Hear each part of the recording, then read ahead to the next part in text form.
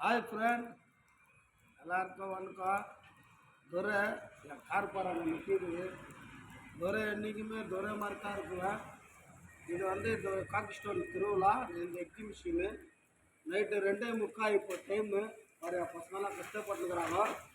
சிவாஜி நகர் சாப்பாடு பாரு, கவரில் சாப்பிட்டுக்கிறேன் பாரு.